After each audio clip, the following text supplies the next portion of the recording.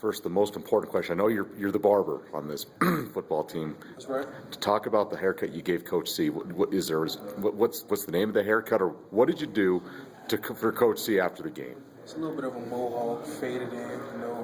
Had all the guys around me. They were hollering out different things. Giving them a cul-de-sac, just balding. Just all kind of stuff. But yeah. So what for safety was that the overwhelming thing? Was it a little bit of the mohawk thing, or what do you think would happen if you would have shaved your coach's head, shaved and bald? Do you think you'd be in a little bit of trouble? Probably so, but I don't think I could have done that to him. Yeah. I'd like to do a good job. It looked good. It looked real sharp. So, BJ, you're down now to it's late in the season. Injuries happen all over, but there's not a whole lot of you defensive linemen left. I know. You lost Kurt last week. He's not going to be back, and maybe Sonny and Meraldo come back this week, but we don't know yet. There's just not a lot. You're back up at both defensive tackle spots. What do you guys? Is it just strap it on and just suck it up and go? I mean, there's really not much else. There's no really any other options, are there? Yeah, you gotta grind it out.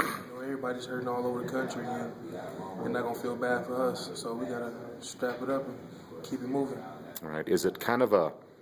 I mean, I'm sure every week's a challenge, no matter who you're playing, what your depth looks like, or anything. But there's not too many of you guys left. I mean, you look at you and Patrick, who else, and Mike. There's 3 defensive tackles left, and that's a lot of snaps in games for just 3 guys. So do you kind of take that as a challenge, a little on your shoulder, and to prove to people we can handle this? Yeah, we do. We got a little rotation going, make sure everybody's still fresh, and it's up to us. Yeah. Hold down the middle. You got another option team in New Mexico, and you've seen it with Air Force, obviously. You've seen it with Nevada in some respects, and even Cal Poly in some respects. So is that an advantage? And again, I know you don't see it every week, and you don't prepare for it every week, but that you have seen it a few times and various things. Can that be an advantage for you guys this week, in your opinion? It is. It's all about assignment football. Everybody responsible for their assignment, and if you do that, execute, it's not that big of a deal. All right. I know I've talked to you before, but I want to get back to the bar.